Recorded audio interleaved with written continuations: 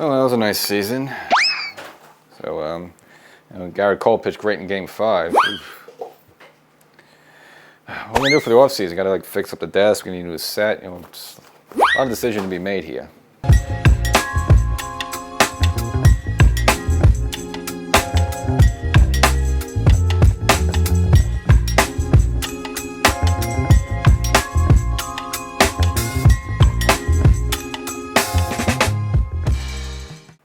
Welcome to Section 420, Talkin Yankees. Well, unless we've been on Mars for the past 3 weeks, obviously we know the Yankees lost the World Series to the Dodgers. The last episode was before Game 5 there, and unfortunately Game 5 was an absolute nightmare for the Yankees. So, I don't want you to relive this nightmare, but we'll go back and analyze that game. And, of course, get some of this afterthoughts on the series itself between both clubs there. Obviously, the Yankees losing in 5 games, yet some of those games were kind of close score-wise there, but actually they kind of weren't. So we'll kind of break that all down for you. And as you can see, we are in the off-season, so, we had to tear down the set a little bit. Last spring training, we experimented with the desk, and the desk was a smash hit. A lot of people liked it, so we stuck with the desk the entire season. But again, now that we're entering the off-season, kind of switching things up a little bit. So right now, kind of in no man's land, kind of in purgatory. So that's why you see me right now. But there might be a desk. There might be something next episode. Who knows there? So that's yet to be decided. But back to the Yankees, most importantly, even though the season's over, of course, the fun starts right away with the offseason. And, of course, Gerrit Cole opting out of his contract, then opting in. So we'll kind of review that whole situation. Juan Soto, who's going to get a boatload of money from someone this offseason. But technically, the Yankees did make an offer to him, which he's not going to take. But we'll kind of give the technicalities of that. But the Yankees do making some moves, bring some players back, but also turning their back on a couple players, and we'll kind of get you caught up in all that stuff there. So, as I always say, there's the audio podcast version of the show. So as much as you like seeing me, you can hear me more often, get my takes more often, and we have a whole offseason ahead of us. So try to throw in some other stuff, some kind of maybe some old Yankee history or some Yankee stories or stuff like that to kind of mix it up there. So wherever you get your favorite podcasts, look for Section 420 Talkin Yankees, the podcast. But of course, if you're watching here on YouTube, make sure you subscribe. And if you're watching on TV somewhere, happen to see me, there's the YouTube version of the show, and there's the audio podcast of the show. Search it, find it, subscribe, get it all. And obviously, the 5th inning of Game 5 was probably the worst innings of Yankee postseason history. I almost put it up there with maybe the 9th inning of the 2001 World Series, Game 7 with Mariano on the mound there, just kind of melted down, and just kind of him giving up hits, but also the Yankees with some sloppy defense. And that 5th inning, again, for the Yankees was held because at that point of the game, everything was rock and roll for the Yankees. I mean, they avoided the sweep. They won Game 4. The offense really woke up, especially late in that game. And now you're up early in this game. Judge and Jazz go back-to-back early on, a 3-0 lead. Stanton with a home run. The Yankees chip on another run there. You're up 5-0. You have Gerrit Cole on the mound dealing, not even giving up a hit at that point, and you're almost punching your ticket to L.A. there. So just the pain of having that in the palm of your hands and losing that, and just the way it all came apart in one inning. It was got to be very painful for the Yankee fans. Again, it's got to be probably one of the worst Yankee postseason innings of all time there. Only reason maybe it wouldn't rival is because that Mariano Game 7, that just ended the game right there. I mean, technically the Yankees did, at least take a lead later in that game, but then ended up blowing that again. So I would say maybe like 2001 Game 7 was a little bit worse. But this is just kind of up there. This all fell apart. And this is the fact that you were punching your ticket to L.A. there, which, again, I'm not saying the Yankees would have won this World Series still, but to be down 3-0 and almost getting swept, at least bring it to LA, get a little respectability, and at least give yourself a fighting chance. Maybe you do win Game 6 somehow, some way, and force it to a Game 7. That would be an accomplishment of itself. But this is the fact they avoided the sweep, and then this is the way they really free fell in Game 5 there. It almost feels like they got swept there. And it all came apart with Gerrit Cole on the mound. Obviously gives up a leadoff hit there, fine. But then you have a fly ball to Aaron Judge, and Aaron Judge, who made a great catch early in the game against the wall and has not committed an error all season or all during the postseason, commits basically an easy error. Ball, I guess, looks like he tried to close his glove a little too early. Ball drops in there, so now you have 2 runners on. And then later with Volpe trying to make a heroic play at third base. I don't blame Volpe a little too much of that. I mean, again, he was probably being a little too much of a hero. Probably not enough time to throw the ball to first base, but they thought they could get the runner from going to second to third and nail him at third. So he kind of threw the ball to the ground to try to get a little bit more on it. Jazz, who played a good third base during the postseason. I can't complain, but again, he's not an experienced third baseman there, and the ball bobbled it, and then you're looking at a bases loaded situation. But what's even more painful than that Cole strikes out the next 2 guys. So, all right, great. He's going to get out of this, including Ohtani, who obviously was hobbled throughout the later part of this series just because with the jammed shoulder there. But nevertheless, Cole is just 1 out away from getting out of this and maintaining a 5-0 lead. And, of course, we have that ground ball to first base where I don't know if there was some confusion between Rizzo and Cole. Cole doesn't cover, and, of course, Betts safe at first base. brings in a run, and then after that, Cole giving up a 2-run hit to Freddie Freeman, who's just killed the Yankees the entire series, and then after that, Teoscar Hernandez, also a deep fly double there, ties the game at 5-5, because the Yankees finally get out of that inning, 5-5 tied there. But to give up 5 runs in one inning like that, and the fact that Cole could have gotten out of it. He got to 2 strikeouts, he got a ground out to first base, but unfortunately, for whatever reason, I don't know why he didn't cover that. I mean, that's a play you work on in spring training. That's just baseball 101 there. So just bad move for Cole. I don't know if he maybe just thought Rizzo was going to run in with it, whatever that. But nevertheless, maybe it was gassed a little bit. I mean, he threw like 29 pitches that inning there, but really no excuse for that. And he kind of did to himself. And of course, from there, the Yankees collapsed. And then yes, the Yankees took a lead later in the game. Wowee! But then of course, Tommy Kahnle there in the 8th, and really didn't get much coverage. But we were talking about, but he gave the Yankees absolutely. I mean that. Just as bad as that inning was with Cole. Kane in the 8th was just as bad. It gives up a hit and walks next to guys, bases loaded there. They were trying to bunt the ball. When Will Smith wanted to bunt the ball to move him over, he didn't have to bother bunting. He didn't have one pitch that was close there. So now you have nobody out, bases loaded there, Ohtani up. They have to bring in Luke Weaver, and then you get back-to-back sacrifice flies there. And of course, also a couple of mistakes there. You had the Wells interference there, with the catches met, as well as Weaver going ahead, had more than 2 disengagements with these new Rob Manfred rules, also awarded them a base there. So just a sloppy, terrible game along the way with so many different errors. They take a 7-6 lead, and then in the 9th inning there, Walker Buehler, who's kind of who shut the Yankees down in Game 3, they bring him to close the game because again they pretty much spent their pennant, this guy, and he just breezes right through the Yankees in the 9th inning, and he had 2 non-competitive at-bats by Wells and Verdugo to end the game there. I mean, it was just throwing junk in the dirt there, and they was swinging for it. So just a terrible loss. And yes, the score was 7-6, but it felt like it might have been 12-6.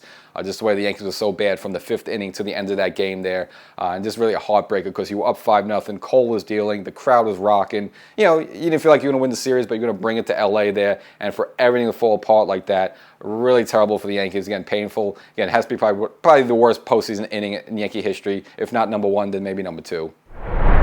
So I'll just give my final thoughts of this World Series. Obviously, yes, it is an accomplishment to get there. Despite all the people say, well, you have to win it or nothing. I mean, you just look what goes through a playoff there. How many years do you see, like, especially if you're a number 1 seeded team, get knocked off at some point? So, look, the Yankees got the number 1 seed. They were AL East champions. They took care of business against the Royals. They took care of business against a little bit of a better team in the Guardians and that. But then we face up against the Dodgers, who were probably a little bit of a better team than the Yankees are. But of course, it's just frustrating with the way some of these losses came about. I mean, if you just look at the series before you even started there, you figure the Dodgers pretty much announced Game 4 was going to be a bullpen game. So that's almost one you could almost mark a W in. Fine. So you got your 1 win there. Then you have Game 1 where the Yankees are down 1-0, but keeping it close. Gerrit Cole is dealing there. Stanton hits the big 2-run home run, and you're winning 2-0 there. And again, you're going into the 9th inning there with or the 8th inning at that point with a 2-1 lead there. You had the Game 1. You had Game 1 right there. I know Game 2, the Yankees had a little bit of a come back in the 9th inning, but that almost one I would say was a complete loss. Then you go same thing with Game 3. I know the Yankees fell behind 4-0 there. They had a little rally there in the 9th inning, made it 4-2 there, but you never felt you were in that game. And then, of course, Game 4 you win because it's the bullpen game you have. And then you have this Game 5 where you're up in the 5th inning, 5-0. Everything's going away. As I mentioned before, Gerrit Cole's dealing, everything. So it's almost like 3 wins you had right there. And really, of those 3, you only got the bullpen game there, and those other 2 you pretty much just gave away. So very frustrating. And you look at the 2 organizations. This got reported by Joel Sherman of the Post there that they were talking with Dodgers scouting there, that they kind of looked at the Yankees at like, yes, they're very good with talent, but not good with fundamentals in terms of running the bases, positioning players. And we even see some blunders. You remember the whole Game 3 there with Stanton try to send them from second base on a single to left field there, and he got thrown out by a mile. So little fundamentals like that, just you just see the difference between both teams. And you see with the Dodgers in the infield, when they were playing defense, they were positioned perfectly each time. You had Mookie Betts there out in the outfield, whether he was playing deep, whether playing shallow. I mean, he was on every ball, made sliding catches, made diving catches there. So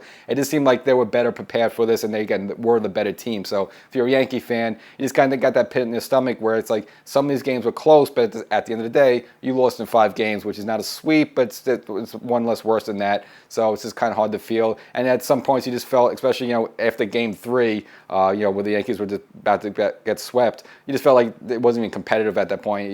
Maybe not as disparaging as 2022 when Houston swept the Yankees there, where you felt like the Yankees had no business beyond the field at the Astros.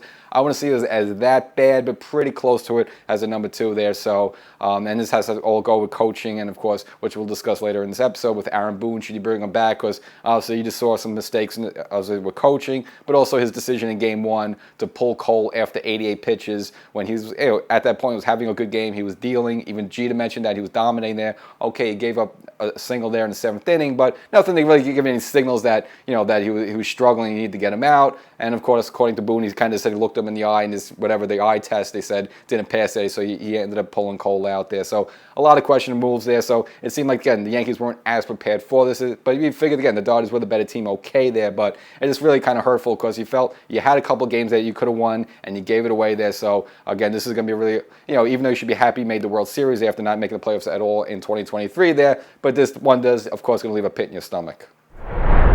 Now, of course, the big news of the offseason was going to be whether the Yankees re-signed Soto or not, but really kind of right under that was Gerrit Cole opting out of his contract, which we knew he was going to do even before this season started there, so no surprise. He actually does do that now. The way the deal was structured that he wanted the Yankees to add another year to his deal at $36 million to go back into the deal. The Yankees balked on that, and they basically, Cole had till November 4th, a deadline that Monday, to make a decision on what he wanted to do, whether he wanted to stick to his guns there and hit free agency, or reverse course. Well, it turns out he reversed course, so it looks like he opted back into the current deal, which leaves him right now with 4 years left at $144 million, with the little caveat that the Yankees and Gerrit Cole will negotiate at a later date. So basically, Cole said, look, I'll opt out. Brian Cashman said, okay, didn't do anything. And then Cole, I don't know if he got maybe didn't want to hit free agency for whatever reason there, didn't want to leave the Yankees, and maybe just for whatever reason decided, all right, let me just go back into the deal there. But I guess maybe some phone calls, some handshake agreement that they're still going to negotiate later on, so nothing officially announced with that. But at least Cole remains a Yankee there, which, all things considered there, that's probably just the best thing. Yes, you could make some arguments where, you should just let him walk and maybe just use the money elsewhere. You could make the statement, but I just think Gerrit Cole, I think I would just like to keep him here as a Yankee.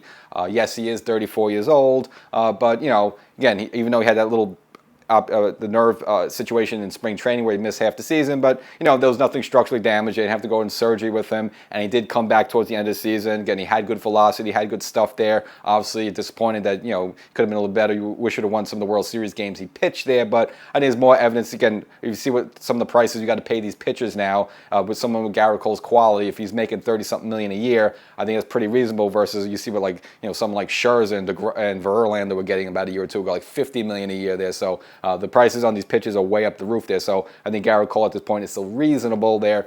But if you wanted to play devil advocate for a second there, and again, it's kind of a moot point because he's staying in the Yankee deal, but you want to look at some of the games he's pitched for the Yankees in the postseason and maybe why there would be a reason to let him walk. You could make an argument. Now, obviously, he's been here for 5 seasons, and the Yankees got no championships. Okay, we finally made the World Series in 2024, but the 2 games he pitched in that, not really his fault in both cases, the Yankees ended up losing. And in fact, maybe you could fault him a little bit for not covering that base with the Mookie Betts hit there in Game 5 of this World Series there. So, and if you wanted to go backtrack a little bit, 2020, the divisional series against Tampa Bay, Game 5. Now, he pitched well. He pitched in the 6th inning there. He only gave up like 1 run, had 9 strikeouts, but the Yankees lost that game by a score of 2-1. So, yes, you could blame the offense, but he didn't win the game for the Yankees, and they got eliminated. Fine. Next year, 2021, you have that, the wild card rules are a little different then. You had a 1-game showdown against the Boston Red Sox, so it's him versus Nathan Eovaldi up there at Fenway Park. Now, Cole was a little hobbled the second half of that season with the bad hamstring. Okay, that all being said, he got outdueled by Nathan Eovaldi, who, again, Eovaldi, obviously he's not as big a name as Gerrit Cole, but again, he could be just as nasty with his pitches there. Outduels Gerrit Cole by a score of 2-0. The Yankees lose that game. Now you go to 2022. The Yankees in the championship series against the Houston Astros, they're down 0-2. It comes to Yankee Stadium. It's an opportunity for the Yankees to stop the bleeding, maybe reverse the momentum a little bit. Cole takes him out in that game. What happens? He has to leave losing 2-0 with the bases loaded there. And I think they brought Lou Trevino out there. He ends up giving a bases clearing double. And then the Yankees, before down 5-0, lose Game 3 and eventually get swept out of that series there. And then, of course, now we go to this current World Series where Game 1, he pitched well. Okay, he was taken out, but still, the Yankees did not win the game that he pitched in. And then, of course, Game 5, the killer, the final game there, he was pitching well up to the 5th inning. We all know how it fell apart. I just detailed that. And the Yankees did not win the game. So there's been a lot of these big games where he's there, Not always his fault, but he did not win the game, and the Yankees did not win the game there. So if you want to say, hey, look, for all this stuff there, he's really won us nothing. He hasn't won all the big games. I mean, it just seemed like, it's not fair to compare him to like Andy Pettit and David Wells and, Cohen and back in the day and El Duque. But those guys won all those big games more or less, and he's not done that, or the team hasn't at least won from him for whatever reason. They figure, hey, well, Cole's on the mound. We don't have to score any runs there. But I don't know, mentally that could be the case. We don't know that, but this guy has not delivered there. And you did have some other options. Of course, Corbin Burns is going to hit free agency. He's 4 years young. He's only 30 years old. Velocity and stuff is up there with Gerrit Cole. And of course, again, he has less bullets on the Gerrit Cole there. So you could have made the argument of letting Cole walk and maybe going after Corbin Burns or someone like that. But of course, all a moot point because he is back in pinstripes there, which all things been considered. Again, I don't blame him for all those losses I mentioned before. Much of that just had to do with the Yankee offense, but nevertheless, you could always make the case to let him walk. But again, just with the value of pitchers of his caliber, I just think that him at like $30-something million is reasonable. And his stuff is still good. And he's kind of one of those old school guys like a Don Drysdale or Justin Verlander. Yes, he's going to be 34, 35 years old, but I think he's still going to have a good velocity for the next 4 or 5 seasons there. So, you're going to have some drop off for some with certain aging is always going to happen there. But of course, he can always make adjustments there. So, I think for what pitchers are getting paid right now, that contract at $144 million left is still reasonable. But in addition to the ace Cole coming back to the Yankees for 2025, we'll also get the closer Luke Weaver. The Yankees, that was actually the first move they made right out of the gate, picking up his option for 2025 at $2.5 million, which you see what potentially he could do for the Yankees. Now, again, he only had the job for 2 months, but obviously, you'd feel very good about him being the Yankee closer moving forward there. And at $2.5 million, that's a steal. And, for Cashman, that's one of his moves that, obviously he's had some clunkers, but obviously that one turned out to be gold as this Luke Weaver was great for the Yankees in 2024. First, towards the end of the bullpen or middle relief there, I guess taking the lug in the 7th to 8th innings there. And then, of course, once Clay Holmes has completely fell apart there in August there, inserting him in September. And really between, Weaver there and, some other guys stepping up, such as Canely, Tim Hill there, really solidified the Yankee bullpen a little bit, even though it was kind of shaky on grounds. And even Holmes in a different role kind of flourished a little bit, and the Yankees were able to get a little bit of a bigger lead over the Orioles there and then take the AL East there. But Luke Weaver, as we saw we do in the postseason, really great. I know he just gave that one home run to Noel in that Cleveland game. Okay, I think everyone deserves a bit of a blip there, and of course had the disengagement issue there in Game 5, but that wasn't really the reason the Yankees lost that game there. But overall, so Luke Weaver, his first shot there in the postseason was absolute money, ice on the mound there. So good move for the Yankees to sign in the first place, and yes, he'll be back as a closer for the Yankees next season. So probably a lot of those losses that we gave away in 2024 with Clay Holmes hopefully shouldn't happen next year with Weaver now as the closer. As for who's probably not going to come back for the Yankees there, well, it's, of course, Anthony Rizzo, to no surprise. So the Yankees declined his $17 million option for 2025, which, again, we all expected there. Obviously, Anthony Rizzo, the way the contract was structured is that either the Yankees would pick up his option for 2025 at $17 million, or they could buy out the contract for $6 million. Obviously, the Yankees going for the $6 million options, which is $11 million cheaper there to buy out the contract. So it looks like his days in pitch rates are probably numbered in terms of probably actually finished there. Now, look, technically, could they bring him back? Yeah, on a smaller deal, just saying, look, we like you, but we don't think you're worth $17 million. Can you do something about maybe $3 or $4 million? It's possible, but I just think he's done with the Yankees. Again, as much as you like the guy, he's a fan favorite. Kind of since he's been here with the Yankees since 2021, it's kind of him, Judge, and Stanton, kind of a bit of a trio there, and kind of a bit of a characters there. But unfortunately, you look at him, he's age 35, going into 36 there, and he's just very diminished offensively. I mean, he just can't hit home runs anymore like the 2021, 2022 version of Rizzo there. And for a first baseman, yes, you want good defense, but you look at both first base and third base as people could like pop the ball maybe 20, 25 times a season. Doesn't look like he has that power anymore. Now, he kind of reinvented himself a little bit since coming back. Now, yes, he was dealing with the 2 fractured fingers there, so you got to give him kudos for trying there. But yeah, again, he's not the same type of hitter. He kind of been choking up on the bat more and is looking to go opposite field, little flares into left field there, which it was working for him. Again, he got some good hits there in the postseason, so he wasn't like complete garbage in that front there. But you got to expect, you need a situation where you had no confidence or you didn't see any possibility where he would be able to hit a home run in this World Series there. Wasn't able to drive the ball much at all, again, power-wise there. And yes, we needed a first baseman. And even defensively, you looked at some of those games in the Guardians series there, he really looked bad, he looked slow. I think he recovered a little bit and was a little bit better he moved a little bit better during the World Series there. But during that Guardians series, he did not look good at all in some of those games there. So not only was he not really driving the ball, but one thing you would count on him for defense, that was looking a little sloppy there. But I think he did correct himself a little bit in the World Series there, so I'll give him that credit there. But unfortunately, you got to move on from him. Again, 35, 36 years old.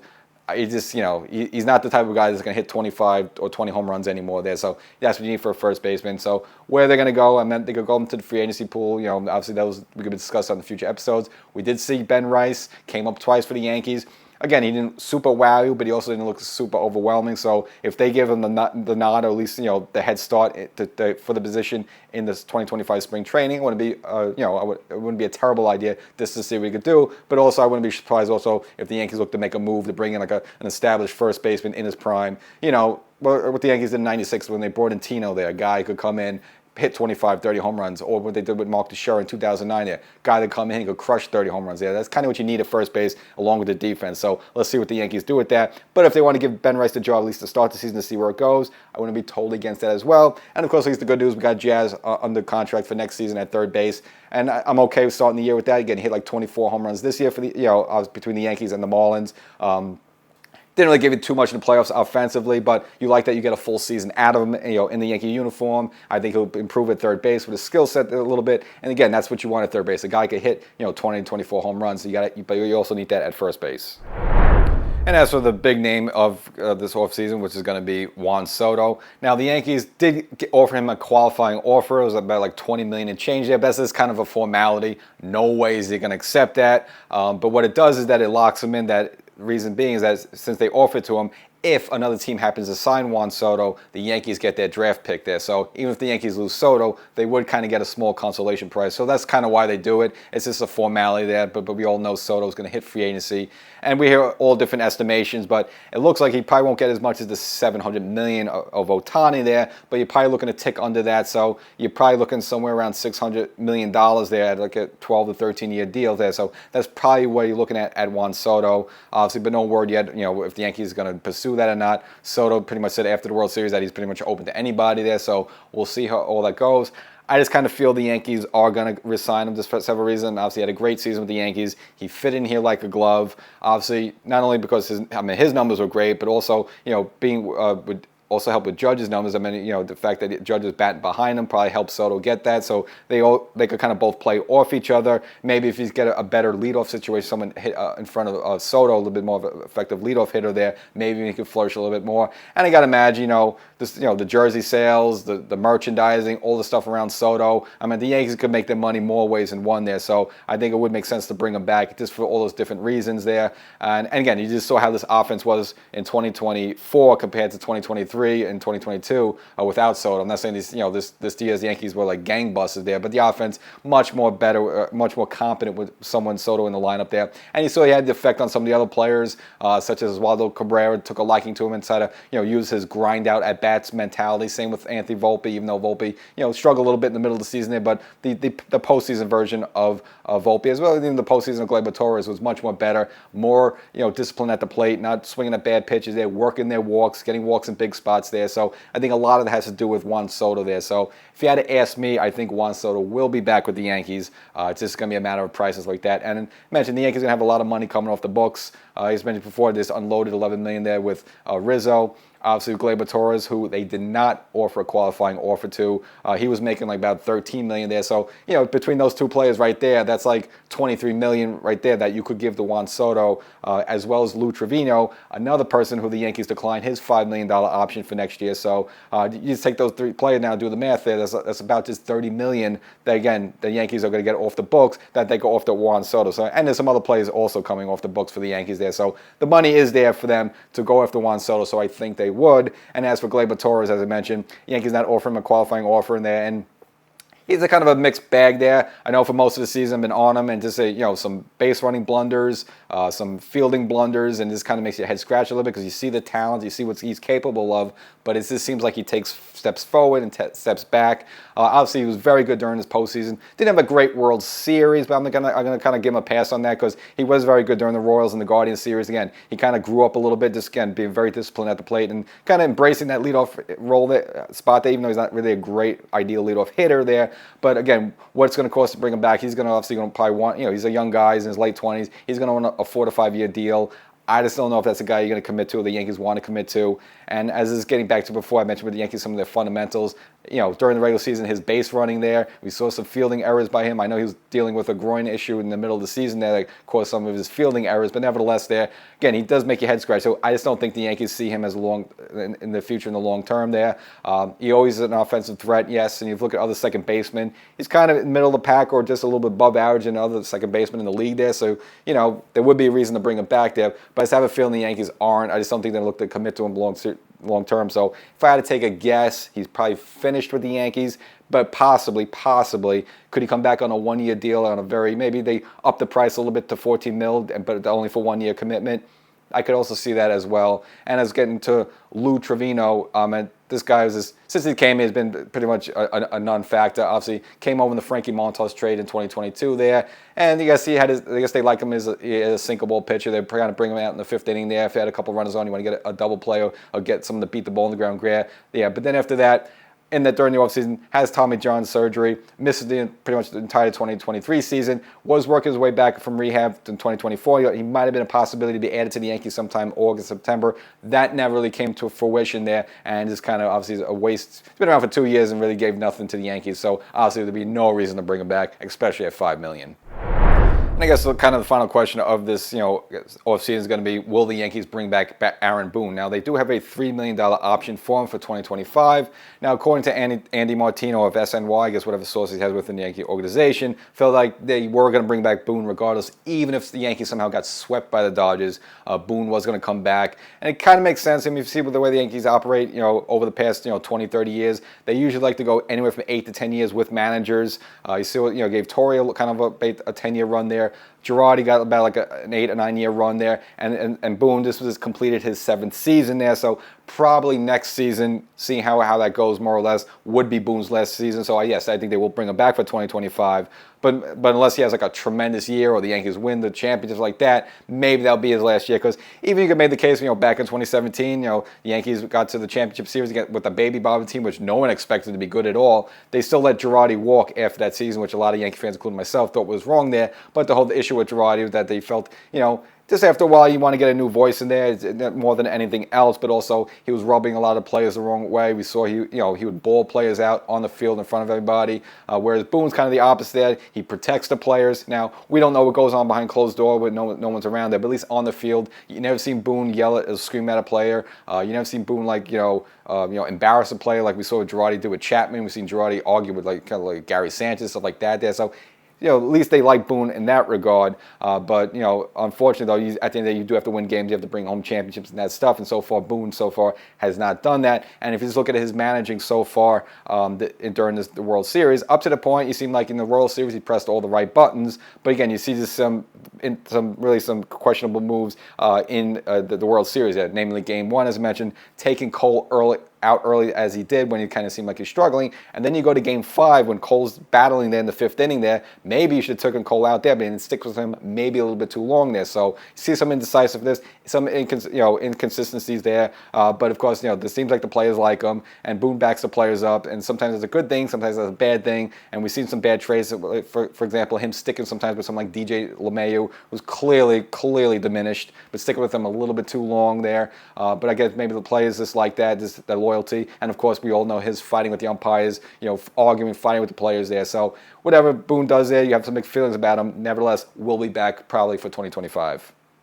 Yeah.